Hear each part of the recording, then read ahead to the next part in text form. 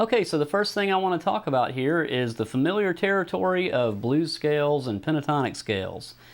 Like most situations, we can use the minor pentatonic and blues scale from the root of this dominant 7th chord, but you'll notice that the scale has a note that doesn't really adhere to the chord very well, which is really kind of why it sounds bluesy. But we also want to be able to take advantage of tying that scale to the chord a little bit better. So the blues scale, the familiar shape, if I go up here to the 14th position and play the F sharp blues scale, the old familiar pattern. Okay, that shape.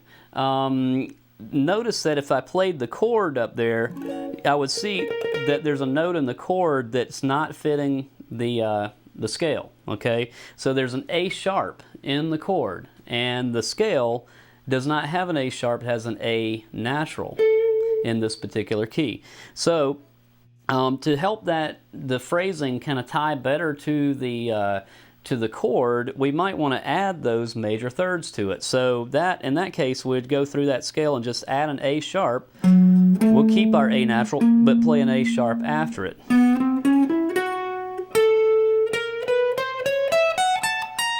Okay, so notice how when I go straight up, I'm just adding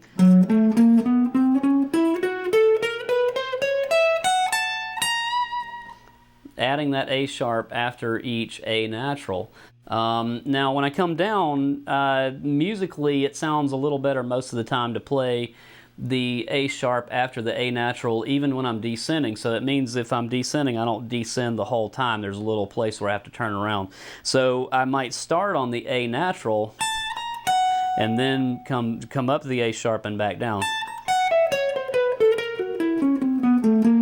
Okay, so that sounds a little bit better that way. Now you'll notice it works that way usually in the phrases that are played like that, and I'm sure you heard a bunch of them in my example. Now another thing I used in my example was the major pentatonic scale. So from F sharp, if I played major pentatonic, the real familiar pattern for that looks like a D sharp minor pentatonic scale, but just with F sharp as the root. Okay, it's that shape, okay?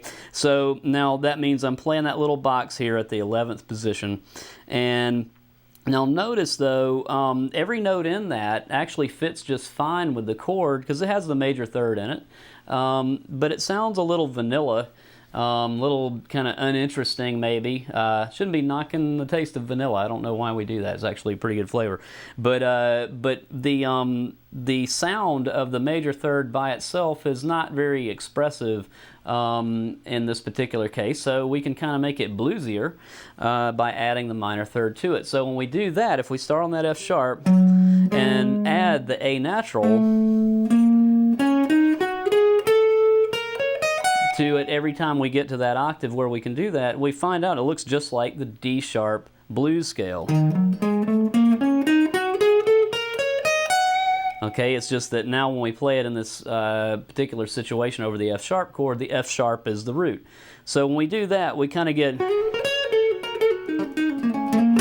those phrases that sound a little, they still sound happy, kind of major, but when we put that minor third in there, it makes it a little bit bluesier and it darkens the mood just enough to be kind of cool. Take some of the hokiness out. All right, so those are a couple of things that I would suggest you try with your blues scale and your major pentatonic to try and pull them into that dominant 7th chord a little bit.